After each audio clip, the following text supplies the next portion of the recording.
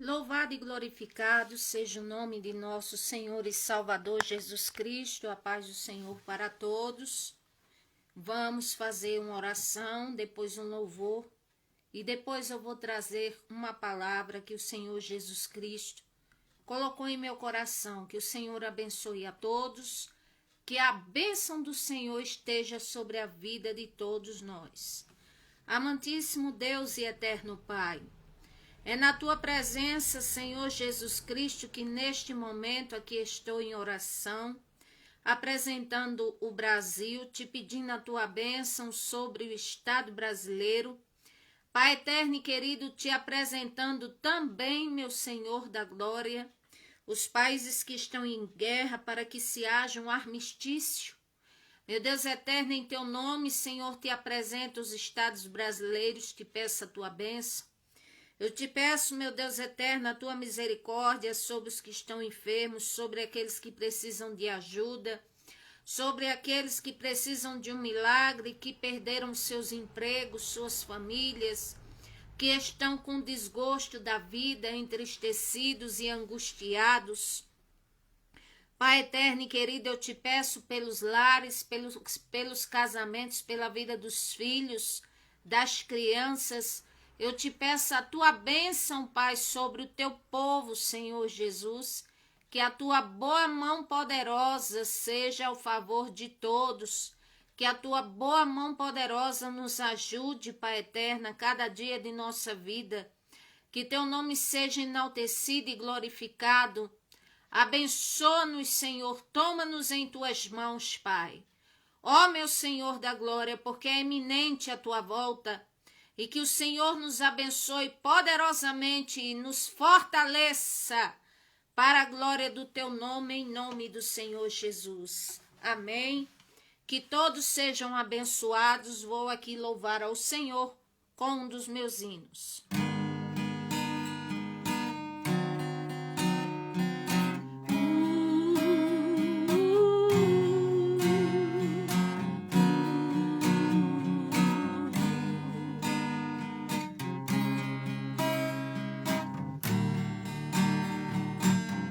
Glória ao nome do Senhor. Deus te abençoe, Adinaldo e Silene, filho meu.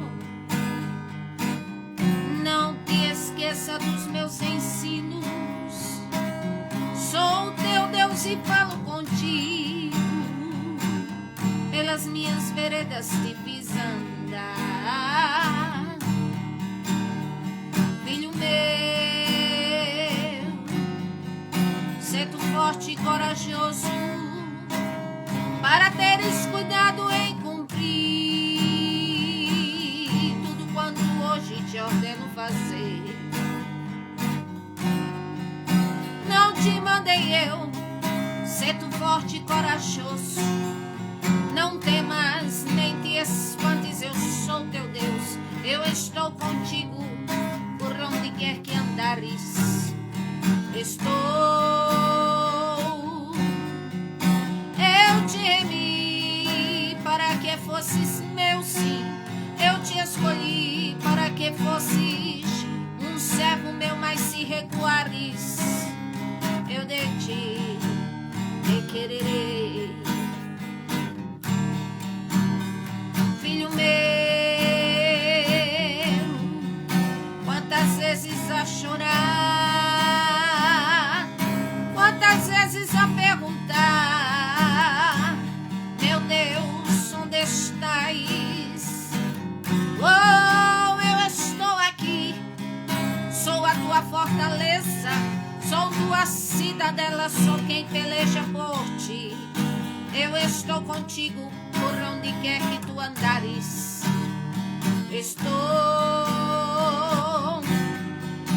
Eu te remi para que fosses meu sim. Eu te escolhi para que fosses um servo meu, mas se recuares, eu de ti requererei. Louvado seja o nome do Senhor Jesus, glória a Deus. Esse louvor é um dos meus mais recentes, vocês já conhecem e eu vou louvar parte dele aqui. Me perguntaram como eu sobrevivi ao peso de tribulações que veio sobre mim. Eu respondi, não sou melhor do que ninguém, mas o que tenho em minha vida é a mão de Deus em mim. Eu fui muito agravada e atribulada, vezes mais, muito mais do que podia suportar. Cheguei mesmo a me desesperar e dizendo a mim mesma, eu não vou suportar.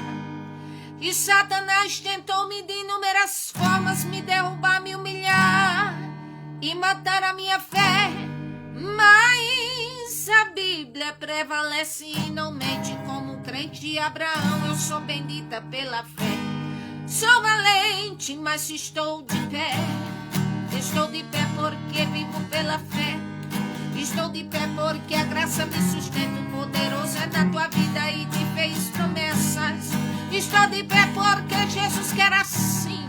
Estou de pé porque Ele decretou assim. Estou de pé porque olho para o alvo, porque oro e choro e sofro com o Senhor eu falo. Eu oro muitas vezes guerreando e me calo esperando Deus fazer. Sim, Deus fazer. Já fui muito autossuficiente. Jesus me disse, em ti mesmo nada fazes. Eu dizia a mim mesma, dessa forma eu vou ali e faço assim, eu não preciso de ninguém. Deus é comigo, me sustenta no que faço, me abençoa e por que precisaria de alguém? Então um dia Jesus usou alguém, me disse, não é assim, não é dessa forma que tu deves proceder. Realmente te levantei, tu és vaso, mas te quebro novamente e te refaço. Realmente em minhas mãos tu és um vaso, mas o meu querer ele sempre prevalece sobre o teu. Sou valente, mas estou de pé. Estou de pé porque vivo pela fé. Estou de pé porque a graça me sustenta. O poderoso é na minha vida e me fez promessas. Estou de pé porque Jesus quer assim. Estou de pé porque Ele decretou assim. Estou de pé porque olho para o alvo, porque oro e choro e sofro com o Senhor eu falo. Eu oro muitas vezes guerreando e me calo esperando Deus fazer. Sim, Deus fazer. Eu não poderia deixar de agradecer ao meu Pai Jesus, meu Rei, meu Senhor. O seu mover acontece de repente, ao seu tempo, ao seu modo. Ele exalta a gente. Ele me dá e vai te dar. E te adverte aqui. Não se eleve, nunca se esqueça de mim. Nunca se esqueça de que tudo vem de mim. Te prometi, humilhei, te afligi, te apertei, te coloquei no deserto. Permiti as tentações, angústias e decepções, mas eu nunca te deixei. Nada na terra deves tu se apegar, o Senhor me disse. Na tua vida sou o primeiro lugar. Te empenha sempre pelo maior presente, a salvação que é estar comigo eternamente. Sou valente, mas estou de pé. Estou de pé porque vivo pela fé. Estou de pé porque a graça me sustenta. O poderoso é na minha vida e me fez promessas. Estou de pé porque Jesus quer assim. Estou de pé porque Ele decretou assim. Estou de pé porque olho para o alvo, porque oro e choro e sofro com o Senhor eu falo. Eu oro muitas vezes guerreando e me calo esperando Deus fazer. Se tu valente, te põe de pé, nunca desiste. Te põe de pé porque tu vives pela fé. Te põe de pé porque a graça te sustenta. O poderoso é na tua vida e te fez promessas. Fica de pé porque Jesus quer assim. Fica de pé, tem vitória para ti. Fica de pé, fica firme, segue o alvo, porque o preço tu tens pago e o Senhor tem te ajudado. Tu ora muitas vezes é chorando. É por isso que a vitória está chegando.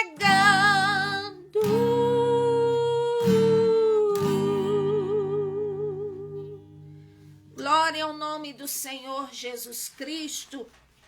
Este é um dos meus louvores recentes, eu tenho deixado escrito na minha página do Facebook. E agora falando, quem desejar contribuir para que eu faça 1000 cópias desse trabalho e distribua uma boa parte gratuitamente para evangelização, eu deixo minha conta abaixo depois.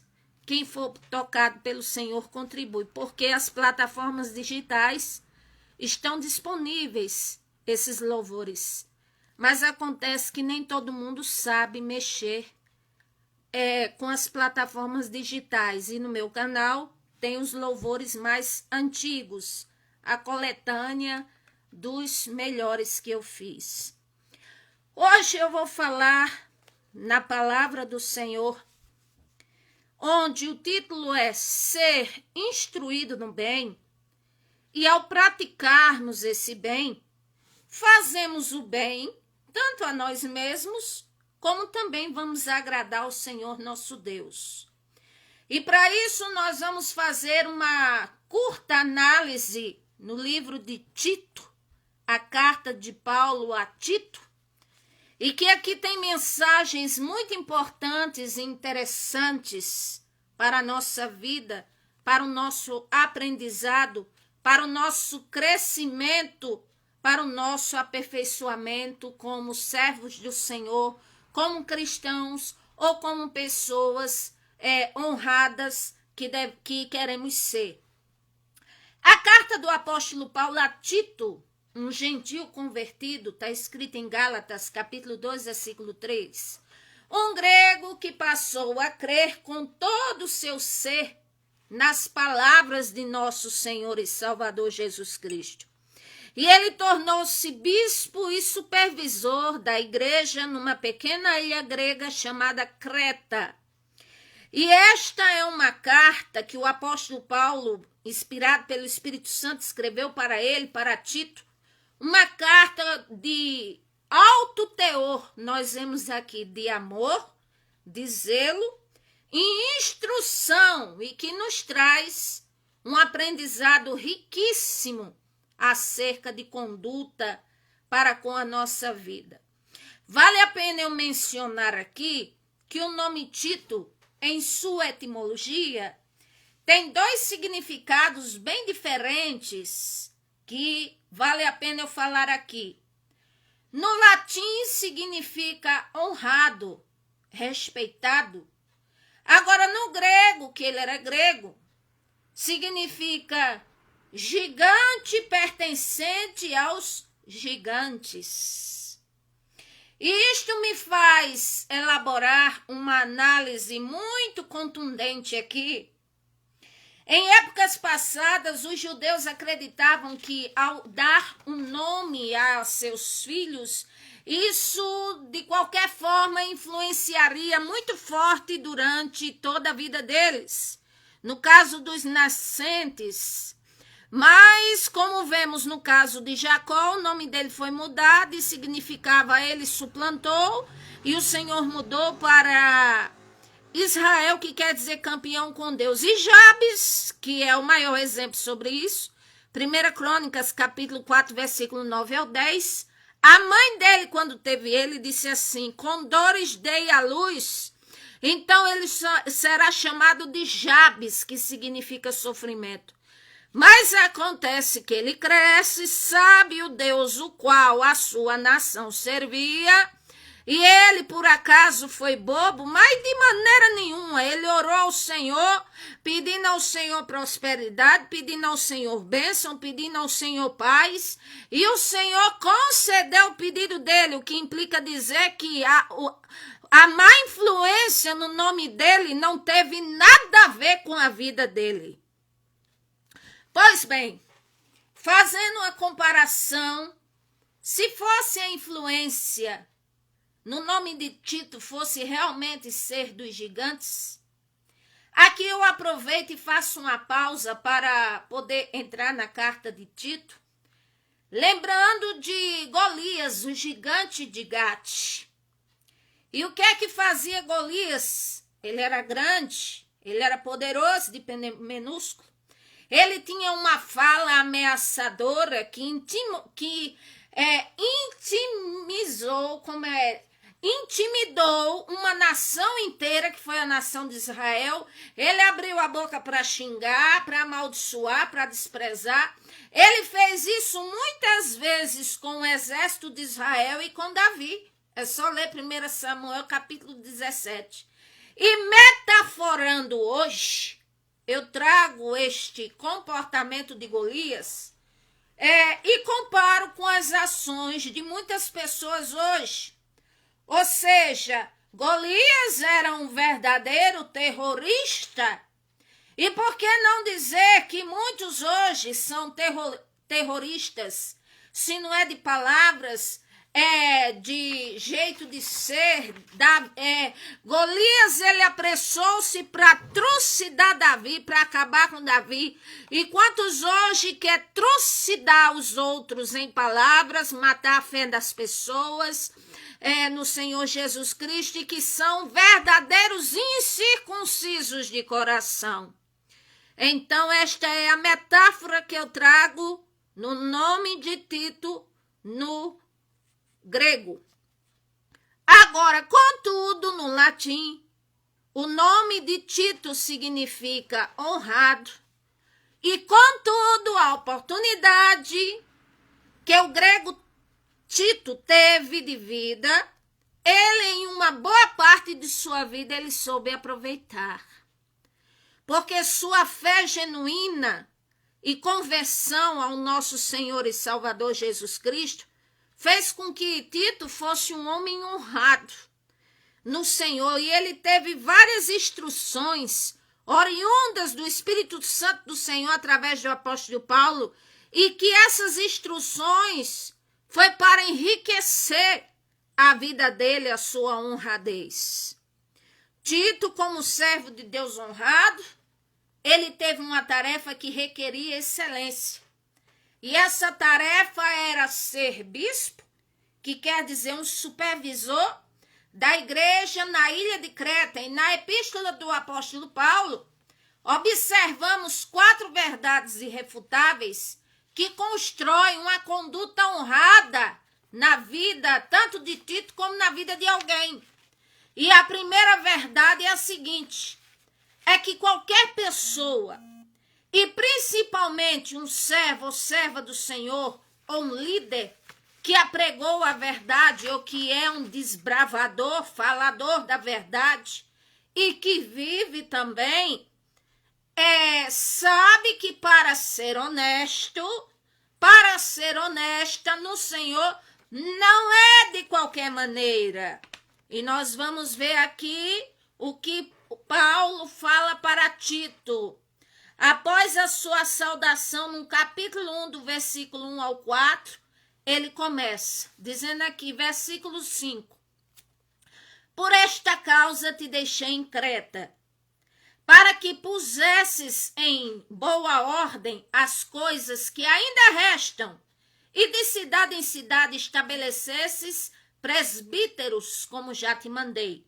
Quer dizer, após as saudações que o apóstolo Paulo saúda Tito, ele dá uma ordem a Tito e diz assim, para que ele colocasse as coisas em ordem. Aí eu pergunto à pessoa que quer ser honrado ou honrada, de conduta e honrada, acima de tudo pelo próprio Deus. Não deve esquecer que não é de toda maneira e que se deve colocar as coisas em ordem. Isso foi dito ao rei Ezequias.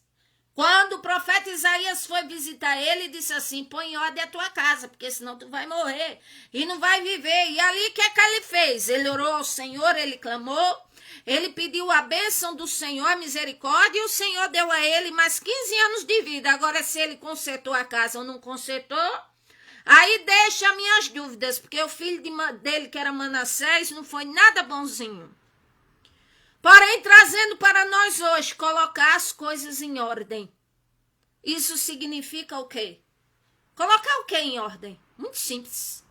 A nossa conduta em ordem, que agrada ao Senhor, a nossa vida familiar. Resolver as pendências que que comprometem a salvação da alma, como comprometem também aqui nesta terra uma boa reputação, o trabalho, a família. Se alguém olha para você e pergunta: quem é você? O que você diria de você mesmo? Porque ninguém faz uma má apresentação de si, a não ser que seja muito sincero. Mas as pessoas querem trazer uma boa impressão, nós sabemos disso. As pessoas, elas querem falar coisas boas de si. Isto é verdade. Mas o que é mais verdadeiro ainda é que se o que eu falo de mim não é verdadeiro, o próprio Deus sabe. E que para eu ser honrado ou honrada pelo Senhor e aonde vou, é necessário eu colocar em ordem as coisas. Em outras palavras, é como se Paulo dissesse a Tito ali: olha, Tito, para que a igreja de Creta ande bem, tu coloque em ordem aí algumas coisas que ainda restam, e na cidade também. Você coloque em ordem aí, meu filho, e estabeleça presbíteros que eu já te mandei. E assim o Senhor nos diz: coloque em ordem a sua vida, coloque em ordem a sua casa, coloque em ordem a sua família, coloque em ordem o que está pendente, coloque em ordem. Sabe por quê? Porque nós não sabemos daqui a 5 minutos, nem amanhã, nem depois, não é verdade? Então vamos colocar em ordem. O que mais dizia o apóstolo Paulo para Tito? Ele dizia assim, versículo 6, aquele que foi irrepreensível, marido de uma só mulher, que tenha filhos fiéis, que não possam ser acusados de dissolução, nem são desobedientes, porque convém que o bispo, ou servo, serva do Senhor, ou líder, ou pastor, qualquer um, seja irrepreensível como dispenseiro da casa do Senhor nosso Deus. Louvado seja o nome do Senhor, não soberbo, nem de torpe arrogância, nem iracundo, nem dado ao vinho, nem espancador, nem cobiçoso, nem de torpe ganância. E alguém pode me perguntar: o que é isso que a senhora está lendo? E eu respondo: eu estou lendo como é a conduta de um verdadeiro bispo, ou de um verdadeiro pastor, ou de um verdadeiro servo ou serva de Deus, ou de uma pessoa que seja honrada, ou que queira ser. É assim. Então o Senhor está dizendo: convém que o bispo seja irrepreensível, dispenseiro da casa do Senhor Deus, não soberbo, não iracundo, nem dado ao vinho, nem espancador, nem cobiçoso de torpe ganância, mas dado à hospitalidade, amigo do bem, moderado, justo, santo e temperante. E diz mais: retendo firme a palavra que é conforme a doutrina, para que seja poderoso. Poderoso aqui é para que quer dizer, é para que tenha força, que tenha moral de falar, de a demonstrar como é a sã doutrina, e para os que são contradizentes, que eles venham se convencer da verdade. É assim. Louvado seja o nome do Senhor. É as características de um líder, de uma pessoa honrada. E o Senhor diz mais, versículo 10. Aqui já vai falar da segunda verdade, que é porque existem pessoas que são servos do Senhor, que são servas do Senhor, que são chamados para ser líderes, pastores, pregadores, pastoras, missionários, missionárias, que apregou a verdade, que apregou algo que seja bom, e sabe que não é de toda maneira, existe. Mas também, por outro lado, não se deve deixar de mencionar que há os mercenários, que há os farsantes, que também existem os sinceramente errados, ou melhor dizendo, os embusteiros, também existe. E aqui vem falando versículo 10. O apóstolo Paulo dizia a Tito: porque há muitos desordenados, faladores vãos, enganadores, principalmente os da circuncisão, aos quais convém tapar a boca, ou seja, aos quais eles... Aqui primeiro o apóstolo Paulo dá uma pequena descrição, depois ele diz assim, aos quais são dignos de receber um cala-boca. E se não calar a boca, que o Criador tape a boca. É assim, é isso que Paulo está dizendo aqui. Então, homens que transtornam, ou seja, casas inteiras ensinando que não convém por torpe ganância, um deles, seu próprio profeta disse, os cretenses são sempre mentirosos, bestas ruins, ventres preguiçosos. Quer dizer, o que o apóstolo Paulo está dizendo aqui?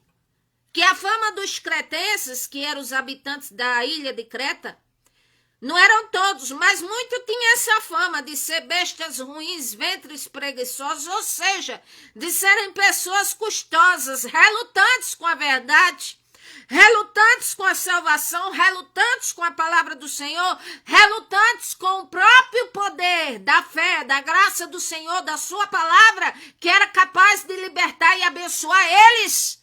E eles eram relutantes. E assim existem muitos nos dias de hoje. Não foi só esses cretenses. Existem muitos. E nós um dia já fomos, quem sabe, mais trabalhosos. Isto é verdade. Versículo 13.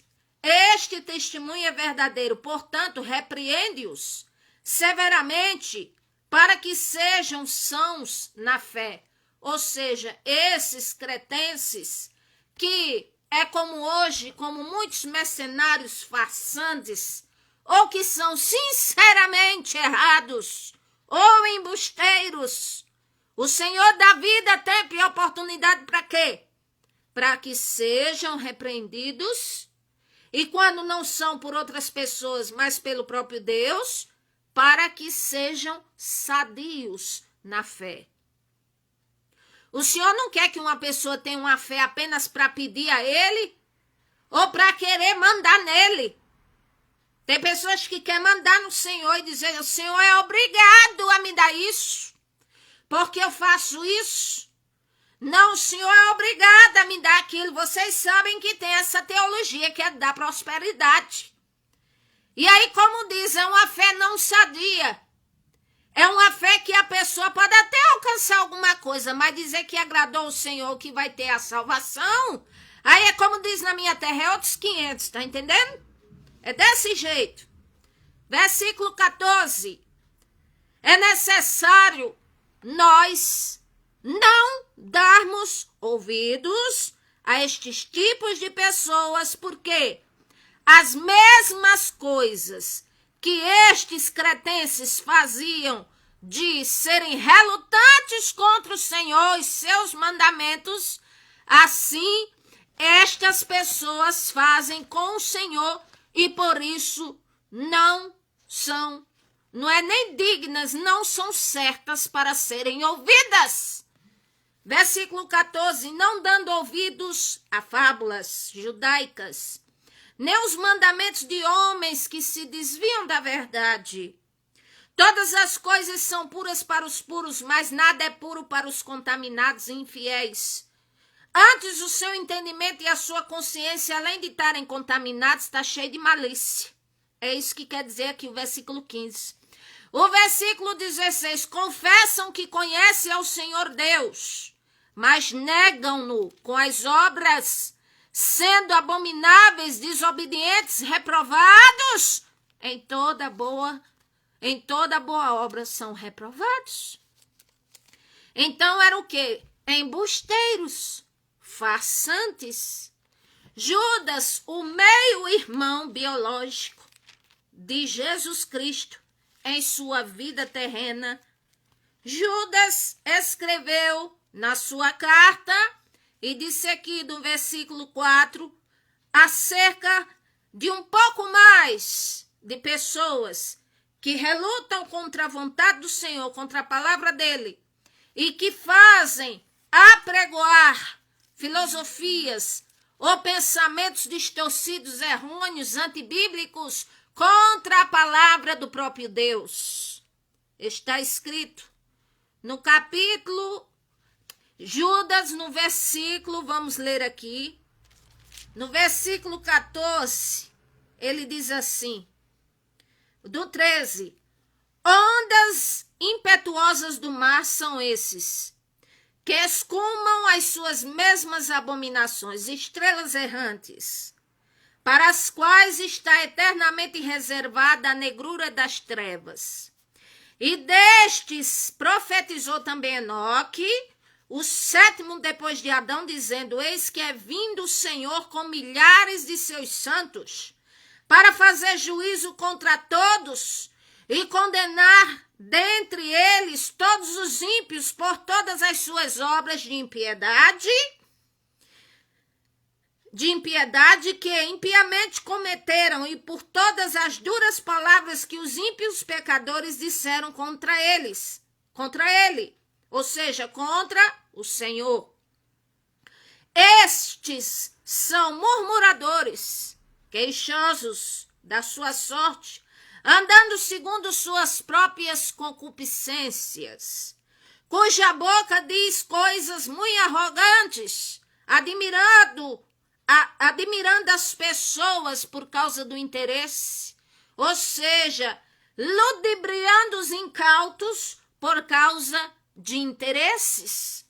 Mas vós, amados, lembrai-vos das palavras que foram preditas pelos apóstolos de nosso Senhor Jesus Cristo, os quais vos diziam que nos últimos tempos haveriam escarnecedores, que andariam segundo as suas ímpias concupiscências, que estes são os que causam divisões, são sensuais e não têm o Espírito, com E maiúsculo, que é o Espírito Santo. Então o apóstolo Paulo já estava deixando Timóteo muito bem instruído sobre estas coisas. A terceira e grande verdade dessa epístola do apóstolo Paulo, desta carta, melhor dizendo, a Tito, é que a terceira verdade é que a pessoa, um líder, uma pessoa honrada, de boa conduta, é porque tem um comportamento correto e um interior que agrade ao Senhor, certo? Porque se as minhas ações contradizem o que eu falo, então eu sou uma farsante. E se eu faço lindo por fora, bonito por fora, e dentro de mim está igual um sepulcro caiado, então eu vou ter a condenação eterna da mesma maneira. Então, honra significa, respeito significa uma pessoa que outros olham e que vê como um espelho, que é digno de se aprender algo com essa pessoa, pelo Senhor e pela graça de Deus. Então o apóstolo Paulo começa dizendo, tu, porém, capítulo 2, fala o que convém a sã doutrina, ou seja, ele está dizendo, fala e vive a verdade. Aí dá exemplo para todas as classes, aí diz, os velhos que sejam sóbrios, graves, prudentes, sãos na fé, na caridade e na paciência, ou seja, que aos mais velhos eles fossem sóbrios, que quer dizer temperantes, vigilantes, graves, quer dizer assim, na profundidade, prudentes, sãos na fé, ou seja, no amor, na paciência, capazes de ser exemplo e de ensinar a outros.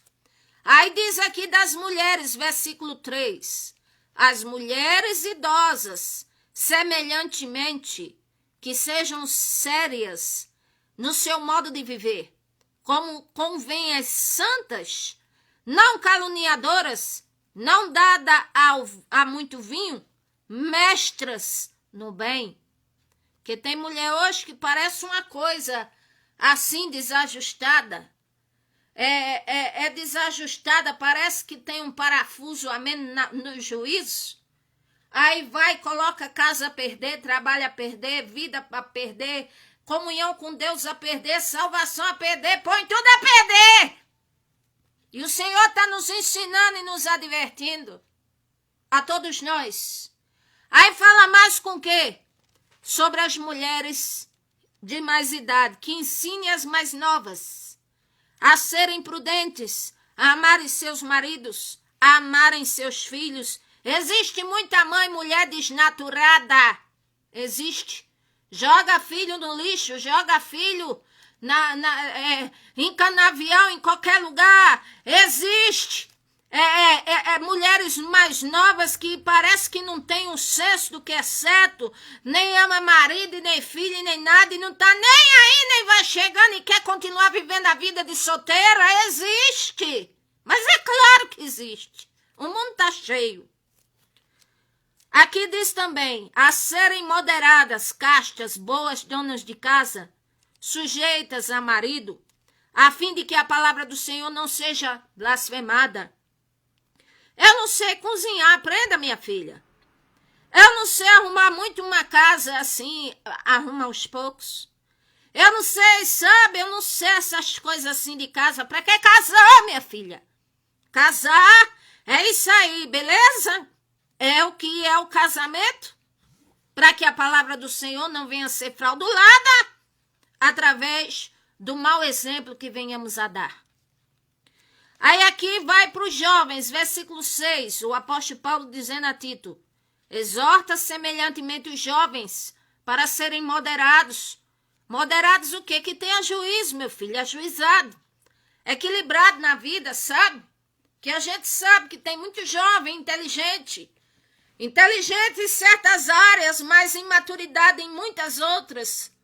Aí deixa-se levar pelo mal e acha que é o máximo. Aí se deixa se levar por certas coisas e acha que tá tudo beleza. E que o Senhor ajude a jovens, a mulher, a homem e a todos. Que o Senhor nos ajude. Aqui diz, em tudo. Agora é o apóstolo Paulo falando com Tito. Em tudo, te dá, por exemplo, de boas obras.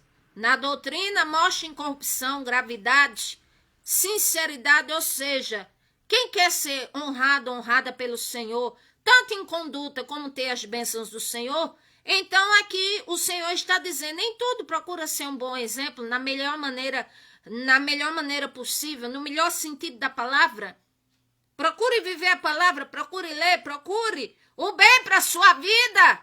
É o que o Senhor está dizendo através de Paulo para Tito.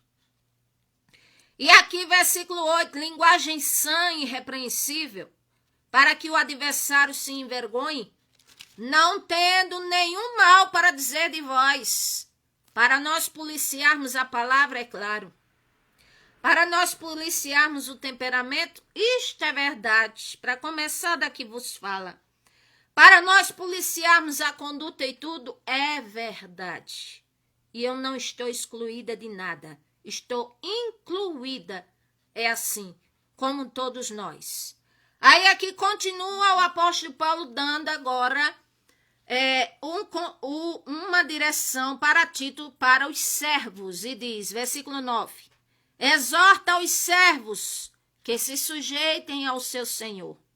E em tudo agradem, não contradizendo, não defraudando, antes mostrando toda lealdade para que em tudo sejam ornamento da doutrina do Senhor nosso Deus, o nosso Salvador. Pois muito bem, muita gente diz, eu sou servo e serva de Deus, servo e serva do Altíssimo. Louvado seja o nome do Senhor. Amém, graças a Deus. Agora saiba que é uma grande responsabilidade esta frase para todos nós e que precisamos fazer jus a ela, assim honrando este termo. Se eu digo que faço parte do povo de Deus, eu preciso honrar este meu pensamento, as minhas palavras, de onde digo que eu sou. Aqui diz, se é servo, se sujeita a seu Senhor. Eu sirvo ao Senhor Deus, mas é do meu jeito, tá? É na minha vida, é da forma que eu quero. Eu digo, muito bem, continue vivendo do jeito que você quiser. O Senhor obriga alguma coisa, mas é claro que não. E o Senhor ama incondicionalmente? É claro. E o Senhor está dando tempo de vida? É claro. E é para eu aproveitar? É claro. Agora, para se ter a salvação, para ter as bênçãos do Senhor, para agradar a Deus e ter uma ótima semeadura, aí é que está, aí é que é outra coisa. Louvado seja o nome do Senhor. E a quarta verdade e última que eu vejo nesta carta de Paulo a Tito é que um líder, uma pessoa honrada, que quer ser honrada, ela reconhece a graça de Deus, procura em tudo glorificar ao Senhor e por isso procura cumprir os seus deveres éticos e morais.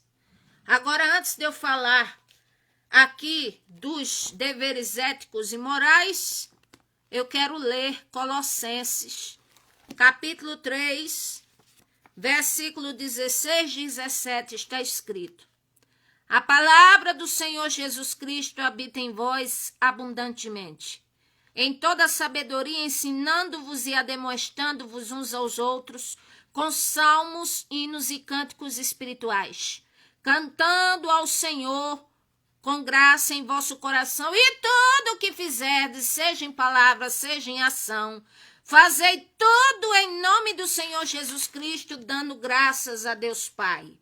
Aí o versículo 23 diz: em tudo quanto fizerdes, fazei de todo o coração, como ao Senhor e não aos homens, sabendo que recebereis do Senhor o galardão da herança, porque a Cristo o Senhor servis.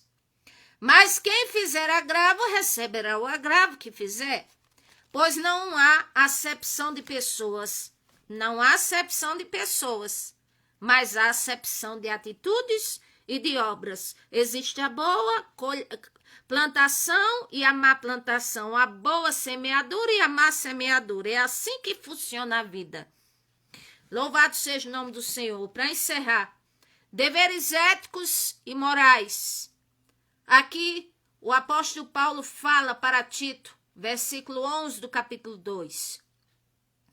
Porque a graça do Senhor nosso Deus se há manifestado, trazendo salvação a todos os homens, ensinando-os e renunciando à impiedade, às concupiscências mundanas, vivendo neste presente século sóbria, justa e piamente, aguardando a bem-aventurada esperança, o aparecimento da glória do grande Deus e do nosso Senhor Jesus Cristo, o qual deu a si mesmo por nós para nos remir de toda a iniquidade, a purificar para si um povo seu especial, zeloso de boas obras. Fala disto e exorta e repreende com toda a autoridade, ninguém te despreze.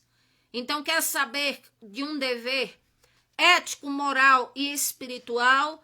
Em primeiro lugar, honrar o sacrifício de nosso Senhor e Salvador Jesus Cristo, considerando o que ele fez como caminho para a salvação, para a vida eterna e para o início para a nossa remissão.